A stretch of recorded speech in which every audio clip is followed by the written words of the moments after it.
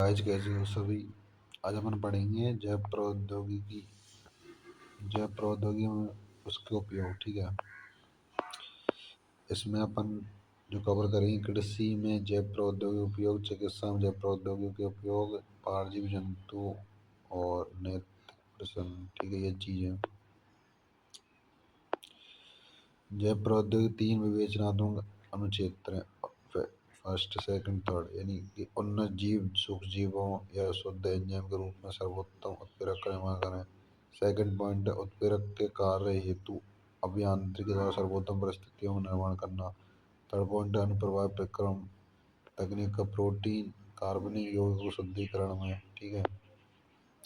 अब कृषि में जैव प्रौद्योगिकी उपयोग, तो खाद्य उत्पादन वृद्धि हेतु हम तीन संभावनाओं के बारे में सोच सकते हैं। पहला कृषि रसायन आधारित कृषि, कार्बनिक कृषि, और फिर आनुवंशिक निर्मित फसल आधारित कृषि। हरित क्रांति द्वारा खाद्य आपूर्ति में तीन गुनी वृद्धि में सफलता मिलने के बावजूद मनुष्य की बढ़ती जनसंख्या पेट भर पाना संभव नहीं है। उत्पादन वृद्धि आंशिक रूप से उन्नत किस्मों की फसलों को उपयोग के कारण है, जबकि इस वृद्धि में मुख्यतः उत्तम प्रबंधन व्यवस्था और कृषि रसायनों का प्रयोग एक कारण है।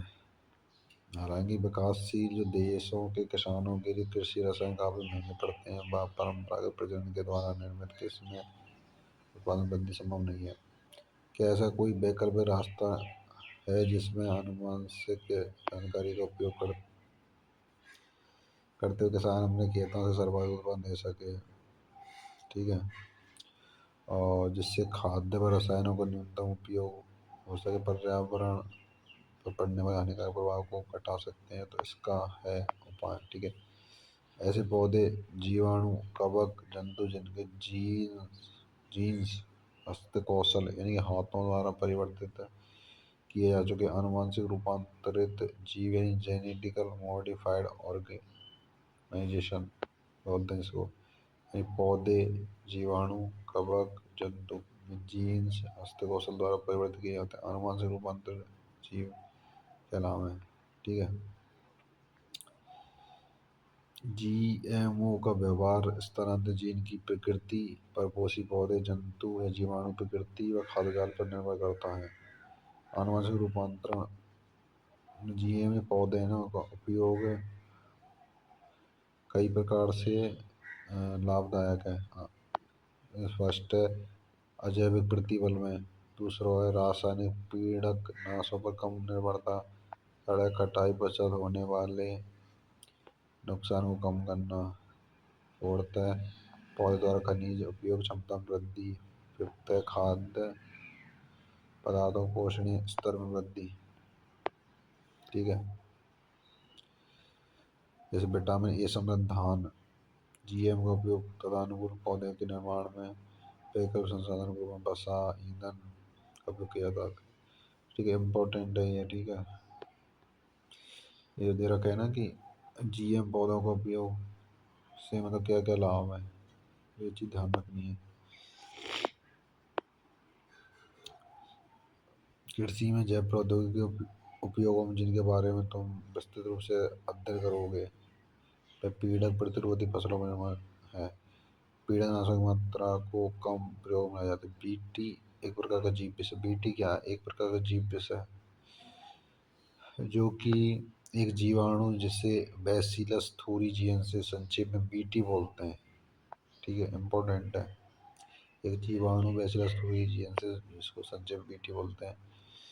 बीटी जीव विष जीन जीवाणु से क्लोनीकृत होकर पौधे में अभिव्यक्त होकर कीटों के प्रति प्रतिरोधक पैदा करता है, जिसमें कीटनाशकों का उपयोग की आवश्यकता नहीं रहती है। इस तरह से जैव कीटनाशकों का निर्माण होता है। उदाहरण इसके बीटी कपास है, बीटी मक्का है, धान है, टमाटर आलू सोयाबीन। ठीक है।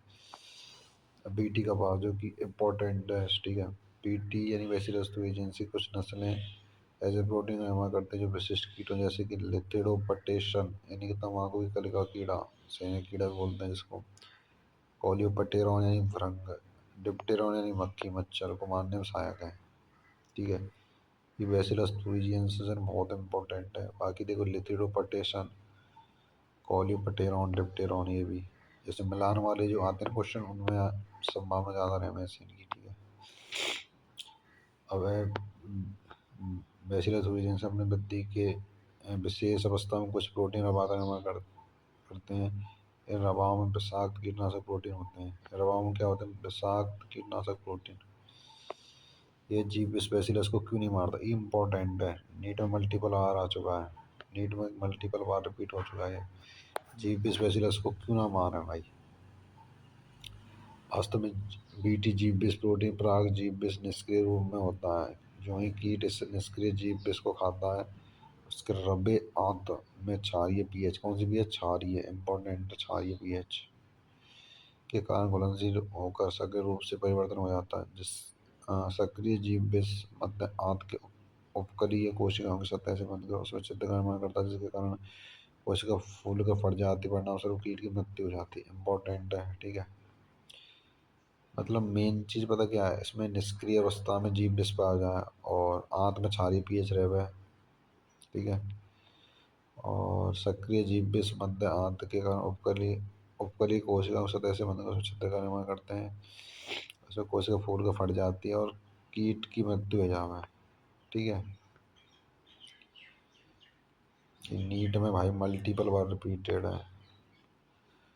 मल्टीपल मल्टीपल मतलब मल्टीपल, हर 2-3 साल में आते रहे हुए, ठीक है।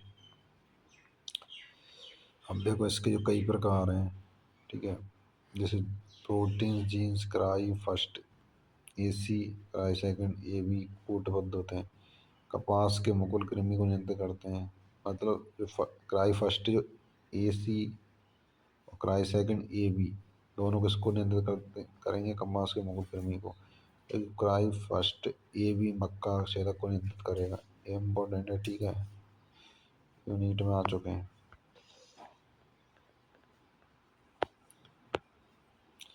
अब देखो इसमें कपास का दे रखा है कि गोलक सलद कृमि द्वारा नष्ट है, इन फर्स्ट है। और पूर्णतः परिपक्व कपास गोलक है सेकंड, ठीक है। और पीड़क प्रतिरोधी पौधा। विभिन्न सूत्रकृमि में मानव सहित जंतु व कई किस्मों के पौधों पर परजीवी होते हैं। सूत्रकृमि मिलवाइडेगाइन इनकॉग्निशिया तंबाकू पौधा है। सूत्रकृमि जो मिलवाइडेगाइन इनकॉग्निशिया तंबाकू पौधे की जड़ों को संक्रमित कर उनकी पैदावार को कम कर देता है, ठीक है, इम्पोर्टेंट है। और एक नवीन योजना को स्वीकार कर किया जाता है। आरएनए अंतःक्षेप की प्रक्रिया पर आधारित। आरएनए अंतःक्षेप की सभी ससीम केंद्र की जीनोम कोश की सुरक्षा की एक विधि है। इस विधि में विशिष्ट दूध आरएनए पूरक द्विसूत्री आरएनए से वर्धित होकर होने पर से निष्क्रिय हो जाते हैं, ठीक है। जो कि नीट 2025 का क्वेश्चन है। आरएनए अंतःक्षेप में जो मतलब कैसे रहे? आरएनए अंतःक्षेप कैसे रहे हुए? द्विसूत्री आरएनए रहे हुए, ससीम केंद्र की रहे हुए, ठीक है। नीट 25 का क्वेश्चन है, नीट 25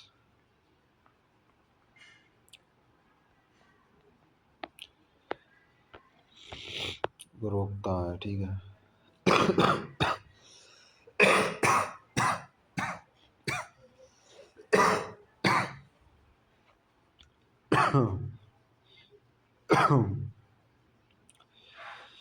इस द्विसूत्री आरएनए का स्रोत संक्रमण करने वाले विषाणु में पाए जाने वाले पूरक आरएनए जीनोम पारंपरिक ट्रांसपोजोन की प्रतिकृति के उपरांत बनने वाले मध्यवर्ती आरएनए है। एग्रोबैक्टीरियम संभाग का उपयोग कर सूत्रकृमि विशिष्ट जीन को परपोषी पौधे में प्रवेश कराता है। यानी एग्रोबैक्टीरियम संभाग का उपयोग करेंगे तो सूत्रकृमि विशिष्ट जीनों को परपोषी पौधे में प्रवेश करावे। डीएनए का प्रवेश इस प्रकार कराया जाता है कि परपोषी कोशिका में सेंस व प्रतिसेंस इन आरएनए निर्माण होता है जो दूसरी आरएनए निर्माण करा है, ठीक है, इम्पोर्टेंट है। और जिसमें आरएनए अंतःक्षेप प्रारंभ होता है, इस कारण सूत्रकृमि के विशेष दूत आरएनए निष्क्रिय हो जाते हैं। फलस्वरूप परजीवी परपोषी में विशिष्ट अंतःक्षेपी आरएनए की उपस्थिति हो से परजीवी जीवित नहीं रह पाता। इस प्रकार परजीवी पौधे अपनी सुरक्षा परजीवी से करते हैं। अब है कि चिकित्सा में जैव प्रौद्योगिकी उपयोग। पुनर्योगिक चिकित्सा और औषधि को अवांछित प्रतिरक्षा तो प्रभाव नहीं पड़ता है, ठीक है, ठीक है। अवांछित प्रतिरक्षा में प्रभाव डालते हैं वर्तमान समय में, ये इम्पोर्टेंट है। वर्तमान समय में 30 पुनर्योग चिकित्सा औषधि और विश्व में मनुष्य के प्रयोग हेतु स्वीकृत हो चुकी है। वर्तमान में 12 भारत में, मतलब 30 में से 12 कहाँ है? इंडिया में। ये तो वर्ल्ड में, और ये इंडिया में, ठीक है।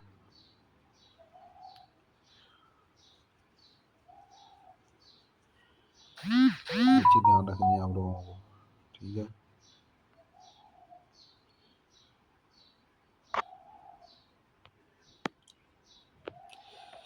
अब है आनुवांशिक आनुवांशिक निर्मित इंसुलिन, ठीक है। तो इंसुलिन का उपयोग मधुमेह में किया जाता है। मेन चीज़ तो यह है, इन वयस्कों में होने वाले मधुमेह के नियंत्रण के लिए इंसुलिन का उपयोग किया जाता है, ठीक है।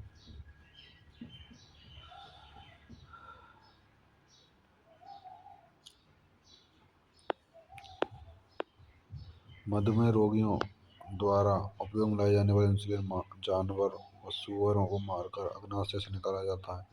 जानवर द्वारा प्राप्त इंसुलिन से कुछ रोगियों में प्रति ऊर्जा यानी एलर्जी या प्रोटीन के प्रति दूसरे तरह की प्रतिक्रिया होने लगती है। इंसुलिन में दो छोटी पॉलीपेप्टाइड श्रृंखला इंपॉर्टेंट है। इंसुलिन में दो छोटी पॉलीपेप्टाइड श्रृंखलाएं यानी कि श्रृंखला ए और श्रृंखला बी, जिसमें कौन सा पॉइंट पाया जाता है? डाई सल्फाइड, भाई बहुत इंपॉर्टेंट है, ठीक है। और मधुमेह के लिए इंसुलिन ले जाए, और इसमें मतलब जो इंसुलिन जो बने ना, वो में दो श्रृंखला है, श्रृंखला फर्स्ट और बी, उसके बीच में डाइसल्फाइड बॉन्ड बना। स्तनधारियों में इंसुलिन प्राक हार्मोन या प्राक एंजाइम की तरह प्राक हार्मोन को पूर्ण परिपक्व या क्रियाशील हार्मोन बनाने के पहले संसाधित होने की आवश्यकता होती है, जिसमें एक अतिरिक्त फैलाव होता है, उसको पेप्टाइड सी बोलते हैं, ठीक है।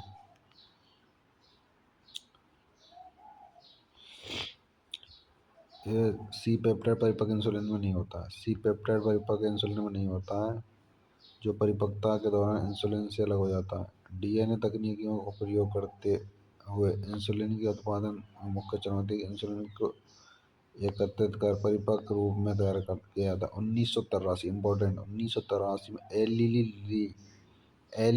लिली नामक एक अमेरिकी कंपनी ने तो डीएनए अनुक्रम को तैयार किया जो मानव इंसुलिन की श्रृंखला ए श्रृंखला बी के अनुरूप होती है। इकोलाई के प्लाज्मा में प्रवेश कराकर इंसुलिन श्रृंखला का उत्पादन होता है, ठीक है। इन्हें अलग अलग निर्मित श्रृंखला ए और बी को निकालकर डाइसल्फाइड बंध बनाकर आपस में संयोजित करके इंसुलिन का निर्माण होता है। यानी श्रृंखला ए और बी है ना, इनको निकालकर डाइसल्फाइड बंध बनाकर और आपस में संयोजित करेंगे तो इंसुलिन का निर्माण होगा, ठीक है। इम्पोर्टेंट है, 1983 में जो एली लिली अमेरिकी कंपनी ने दो डीएनए क्रम को मानव इंसुलिन की श्रृंखला ए और बी के अनुरूप होती है, और इसमें जो इकोलाई की निर्मित है, इकोलाई में प्लाज्मा में प्रवेश कराकर इंसुलिन श्रृंखला का उत्पादन होता है, और ई और बी दोनों ने निकाल के डाइसल्फाइड बॉन्ड बनाया जाए, उससे इंसुलिन का निर्माण होता है। देखो ई इम्पोर्टेंट है, नीट में आ चुका है, और एली लिली वालों भी नीट में आ चुका है, ठीक है। अब जीन चिकित्सा, ठीक है, जीन चिकित्सा।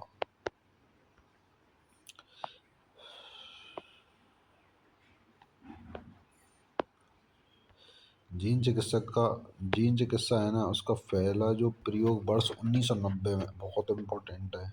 जीन चिकित्सा का पहला जो प्रयोग, पहला रुको पहला जो प्रयोग वर्ष 1990 में एक 4 वर्षीय लड़की में एडीए यानी एडिनोसिन डी एमिनेज की कमी को दूर करने के लिए किया गया था, जो कि एंजाइम प्रतिरक्षा तंत्र के कार्यों के लिए अति आवश्यक है। बहुत इंपॉर्टेंट है एंजाइम प्रतिरक्षा तंत्र, ठीक है। एंजाइम इम्यूनिटी सिस्टम पे वर्क करता है, ठीक है। नीट में मल्टीपल बार आ चुका है कि सबसे पहले जो प्रयोग है हम करोगे हमें 1990 में करोगे, पहली बात। सेकंड बात है, इतने वर्ष की जो लड़की थी वो 4 वर्ष की। सेकंड बात ये हो गई, किसकी कमी को दूर करने के लिए? एडिनोसिन डी एमिनेज की कमी को दूर करने के लिए, और एंजाइम प्रतिरक्षा के कार्य के लिए आवश्यक है, ठीक है। इम्पोर्टेंट है भाई। उपयुक्त समय से जो एंजाइम डी एडेनोसिन डीएमिनेज के लिए जिम्मेदार है, उसके लोप होने के कारण कुछ बच्चों में एडीए की कमी का उपचार अस्थि मज्जा के प्रत्यारोपण से होता है। एडीए की जो कमी का उपचार है अस्थि मज्जा प्रत्यारोपण इम्पोर्टेंट। नीट में भाई मल्टीपल बार आ चुका हो। दूसरों में एंजाइम प्रतिस्थापन चिकित्सा द्वारा उपचार किया जाता है, जिसमें सुई द्वारा रोगी को सक्रिय एडीए दिया जाता है। उपयुक्त दोनों विधियों में यह कमी है कि मतलब देखो अलग अलग कंडीशन यूज कर रहे हैं। एक तो अस्थि मज्जा प्रत्यारोपण है, ट्रांसप्लांट कर रहे हैं। दूसरे कंडीशन में कि एंजाइम प्रतिस्थापन चिकित्सा द्वारा उपचार है वो। परंतु जो दोनों कंडीशन है ना, दोनों इतने इफेक्टिव नहीं है। एक टेम्परेरी इफेक्टिव है। जिस तरीके से तुम्हारे एलोपैथिक जो दवाएं जो टेम्परेरी बेस पे मतलब मरीज को यानी पेशेंट को ट्रीट करती हैं, सही करती हैं। पर जो आयुर्वेदिक या फिर जितने आयुष डिपार्टमेंट की जितनी दवाएं हैं तो वो उनका देखो पीरियड थोड़ा लंबा है, पर वो उनका मतलब लाइफ टाइम के लिए वन टाइम यूज करोगे ना तो ठीक है, बहुत अच्छी है। हालांकि एलोपैथिक को बढ़ावा दिया जा रहा है, आयुष डिपार्टमेंट को इतना नहीं दिया जा रहा। ठीक है, तो वही चीज़ है। हमारे देश की सबसे बड़ी कमी है ना, खुद की पद्धति वही ऊपर ना लेकर के नीचे ले जा रहे हैं। ठीक है, इसमें देखो सुई द्वारा रोग को सक्रिय एडीए दिया जाता है, ये कमी है। और पूर्णतः रोगनाशक नहीं है, मतलब रोगनाशक पूर्णतः क्यों नहीं है, एलोपैथी चीज़ें हैं, तो क्यों रोगनाशक होंगी। मतलब पूरी तरीके से रोग का विनाश क्यों नहीं कर पा रही, तो वही तो चीज़ टेम्परेरी इफेक्ट दे रही है। जिन चिकित्सा में सर्वप्रथम रोगी के रक्त में लसीकाणुओं को निकालकर शरीर से बाहर संवर्धन किया जाता है। सक्रिय एडीए का सीडीए पश्च विषाणु संवाहक का प्रयोग कर लसीकाणु प्रवेश कराकर अंत में रोगी के शरीर में वापस कर दिया जाता है। कोशिका मृत प्राय होती है, इसलिए आनुवंशिक निर्मित लसीकाणु को समय समय पर रोगी के शरीर से अलग करने की आवश्यकता होती है।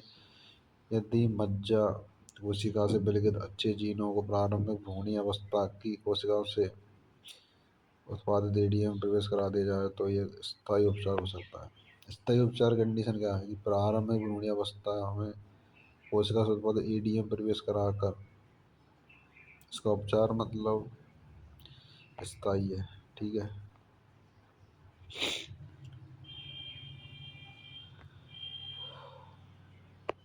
अब ऐसा आणविक निदान। ठीक है, पुनः युग डीएनए प्रौद्योगिकी की पॉलीमरेज श्रृंखला अभिक्रिया एंजाइम संलग्न प्रतिरक्षा शोषक समापन एलाइजा कुछ ऐसी तकनीक है जिसके द्वारा रोग की प्रारंभिक पहचान की जा सकती है। मतलब ये जो कंडीशन है या जो प्रोसेस हैं जैसे एलाइजा, पीसीआर यानी पॉलीमरेज श्रृंखला अभिक्रिया, एंजाइम संलग्न प्रतिरक्षा यानी कि एलाइजा में बताया गया, और पुनः डीएनए प्रौद्योगिकी। तो मतलब ये जो प्रारंभिक पहचान में सहायता करें ये।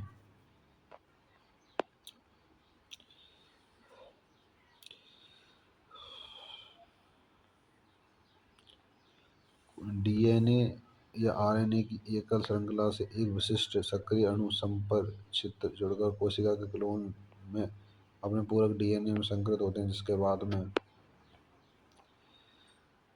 स्व चित्रण ऑटो रेडियोग्राफी द्वारा पहचाना जाता है। क्लोन जिसमें उत्परिवर्तित जीन मिलते हैं छाया चित्र पटल इन फोटोग्राफी फिल्म पर दिखाई नहीं देते हैं, क्योंकि संपरिचित प्रोब व उत्परिवर्तन जीन आपस में एक दूसरे के पूरक नहीं होते हैं।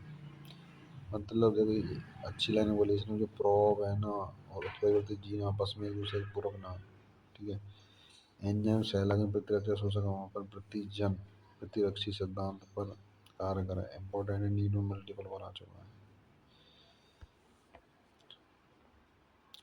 नीट में मल्टीपल बना चुका है भाई।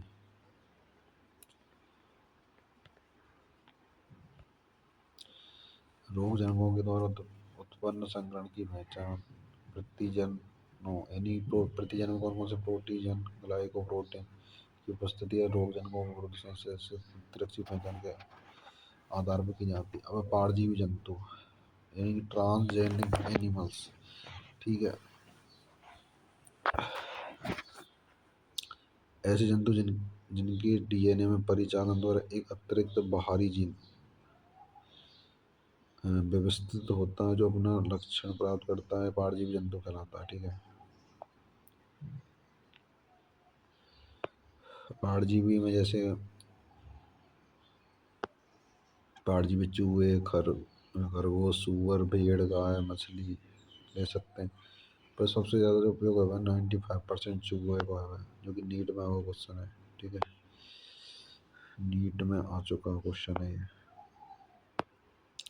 अब सामान्य शरीर की क्रिया और विकास। ठीक है,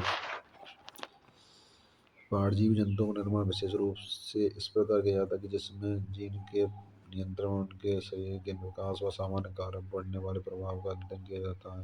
विकास और भागीदार जटिल कारकों जैसे इंसुलिन की तरह विकास कारक का अध्ययन दूसरी जाति के जीन्स को प्रवेश कराने के उपरांत उपरोक्त कारकों के निर्माण में होने वाले परिवर्तन से होने वाले जैविक प्रभाव का अध्ययन तथा कारकों की शरीर में जैव भूमिका के बारे में मिलती है। अब रोगों का अध्ययन। वर्तमान समय में मानव रोग जैसे कैंसर, पुट्टी रेशमिता यानी सिस्टिक फाइब्रोसिस, रूमेटाइड, संधि शोथ व एल्जीमर परजीवी नमूने हैं। ठीक है, परजीवी में कौन कौन से हैं? कैंसर है, पुट्टी रेशमिता है, रूमेटाइड, संधि शोथ है। अब जैविक उत्पाद। ठीक है, कुछ मानव रोग के उपचार के लिए औषधि की आवश्यकता पड़ती है, जैविक उत्पाद से बनी होती है। ऐसे उत्पादों को बनाना अक्सर बहुत महंगा। परजीवी जंतु मतलब मेन चीज पता है, जैसे नॉर्मल जैसे उत्पाद रहे हैं जैविक उत्पाद, तो वो बनाना अक्सर महंगा पड़ा है। तो इसके लिए परजीवी जंतुओं जो उपयोगी जैविक उत्पाद का निर्माण करते हैं, जो कि मतलब महंगा ना पड़े, सस्ता पड़ता है। ठीक है, डीएनए के भाग जीनों को प्रवेश कराते हैं इसमें, तो विशेष उत्पाद के निर्माण भाग देते हैं। और उदाहरण मानव प्रोटीन अल्फा 1 एंटीट्रिप्सिन नीटवाओ क्वेश्चन है, क्योंकि एम्फाइसीमा के निदान में उपयोग किया जाता है। अल्फा 1 एंटीट्रिप्सिन का उपयोग किसमें किया जाता है? किसके निदान में किया जाता है? एम्फाइसीमा के निदान में। ठीक है, ठीक इसी प्रकार का फिनाइल कीटोन्यूरिया पुष्टि क्षमता के निदान हेतु भी किया जाता है। देखो ये नीट में क्वेश्चन है। ठीक है,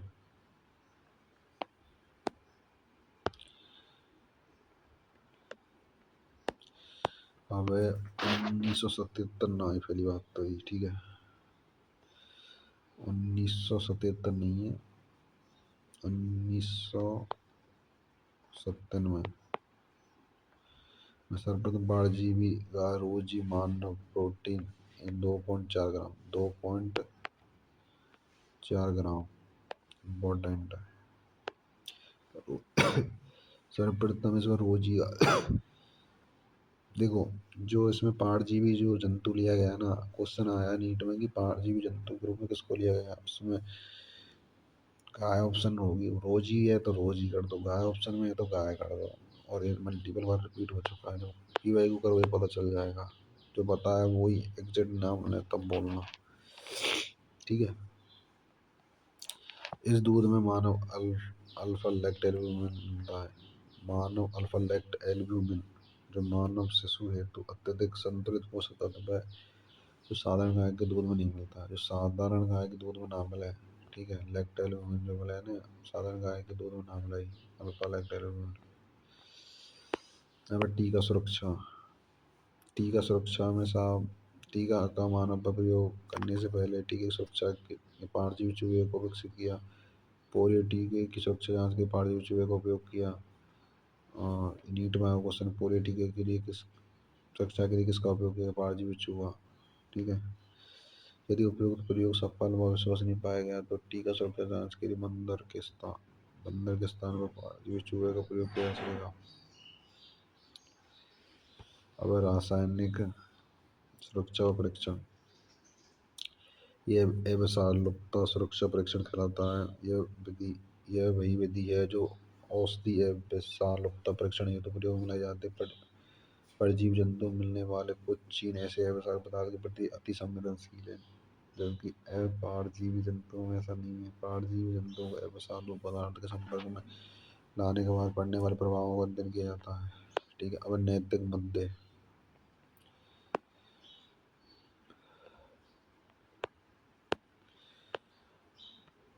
नैतिक मुद्दे में साहब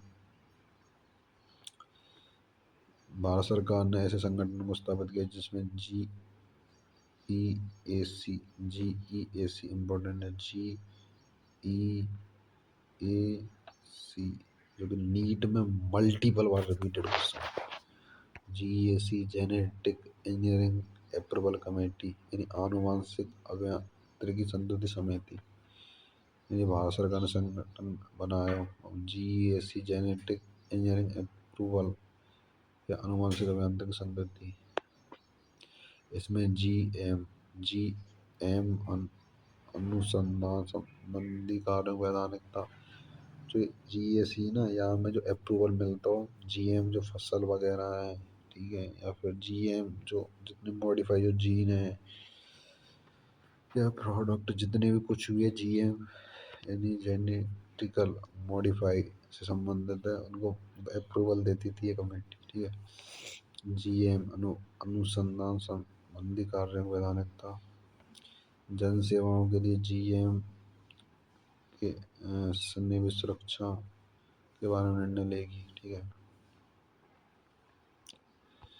नीट में आ चुका है, इसकी फुल फॉर्म पूछी गई है नीट में। ठीक है, जीएसी फुल फॉर्म क्या है, और इसमें दे रखा है genetic engineering approval committee, Hindi में आनुवांशिक अभियांत्रिकी संतुति समिति। ठीक है,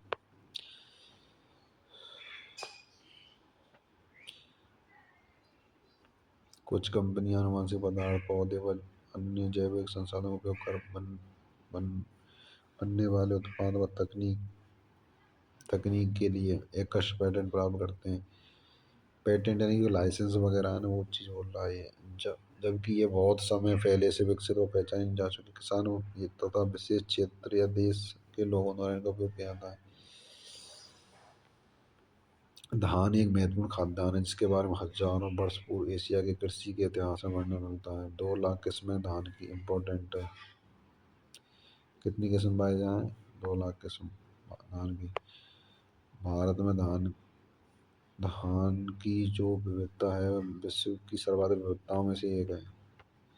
ठीक है, और बासमती धान अपने सुगंध व स्वाद के लिए मशहूर है। ये 27 किस्में पहचानी जा चुकी हैं।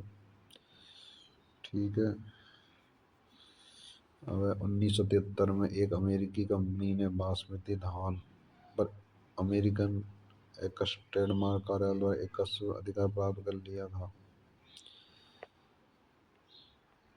ठीक है, इससे कंपनी बासमती की नई किस्मों को अमेरिका व विदेशों में बेच सकती है। बासमती की ये नई किस्म वास्तव में भारतीय किस्म से विकसित की गई थी।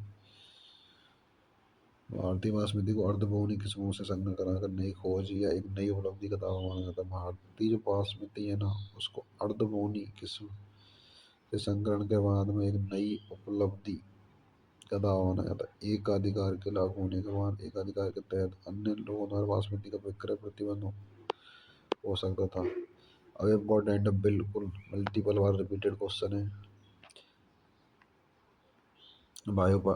बायोपायरेसी यानी मल्टीनेशनल कंपनियों व दूसरे संगठनों द्वारा किसी राष्ट्र या उससे संबंधित लोगों से बिना व्यवस्थित या अनुमोदन व क्षतिपूर्ति भुगतान के जैव संसाधनों का उपयोग बायोपायरेसी कराती है। मान के चलो कोई जिस प्रोडक्ट है, मान के चलो पार्ले जी है, तो पार्ले जी को यदि, भाई मेरी कंपनी तो नहीं है पार्ले जी के टैग वगैरह पार्ले जी, तो इसका मेरे पास कोई लाइसेंस नहीं, कुछ नहीं, मैं तो एक, और मैं इसका मतलब प्रोडक्ट कर रहा हूँ, मैं इसकी कंपनी खोल रखी है मैंने और बेच रहा हूँ, तो वो चीज़ गलत है ना।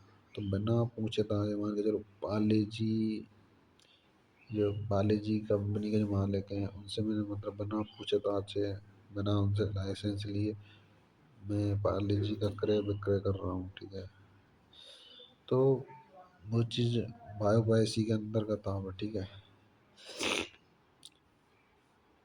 बहुत सारे उद्योग राष्ट्रीय आर्थिक रूप से काफी संपन्न है, लेकिन उसके पास जैव विविधता परंपरा की हानि करनी है। औद्योगिक राष्ट्र रहे में ना, आर्थिक रूप से संपन्न रहे में, सब चीज रहे उनके पास, मतलब आर्थिक रूप से जैसे होता है ना, पैसे पैसे मामले में संपन्न है, परंतु उसमें ज्ञान की कमी है, जैव विविधता एवं परंपरागत ज्ञान की कमी है। ठीक है। इसके विपरीत विकसित व अविकसित विश्व जैव विविधता व जैव संसाधनों से संबंधित परंपरागत ज्ञान से संपन्न है। जैव संसाधनों से संबंधित परंपरागत ज्ञान का उपयोग आधुनिक उपयोगों में किया जा सकता है, जिसके फलस्वरूप इसके व्यापारीकरण के दौरान समय, शक्ति, खर्च को बचाया जा सकता है। विकसित व विकासशील राष्ट्रों के बीच अन्याय, अपर्याप्त क्षतिपूर्ति पर लाभों की भागीदारी के प्रति भावना विकसित हो रही है। इसके कारण कुछ राष्ट्रों ने अपने जैव संसाधन परंपरागत ज्ञान का बिना पूर्व अनुमति के कारण उपयोग पर प्रतिबंध के लिए नियम को बनाया है। भारतीय संसद ने हाल ही में भारतीय कृषि बिल, इंडियन पेटेंट बिल व दूसरे संशोधन, कौन से संशोधन में, दूसरा इम्पोर्टेंट है, दूसरे संशोधन में पारित किया। ऐसे मुद्दों को ध्यानार्थ लेगा जिसके अंतर्गत एक कृषि नियम संबंधी आपातकालिक प्रावधान, अनुसंधान, विकासीय प्रयास शामिल है। ठीक है। ये आपका चैप्टर खत्म होता है। उसकी डिटेल पीडीएफ आपको टेलीग्राम चैनल मिल जाएगी, और जो चैनल को फर्स्ट बार विजिट कर रहे हो चैनल को सब्सक्राइब कर लो। ठीक है। पीसीबी के नोट्स चाहिए तो आपको टेलीग्राम चैनल की लिंक है, उसी पे आपको पीसीबी के नोट्स मिल जाएंगे, ऐसे हाईलाइट मिल जाएगा, मल्टीपल जो नीट से रिलेटेड जितना मटेरियल है वो आपको मिल जाएगा। ठीक है। All the best.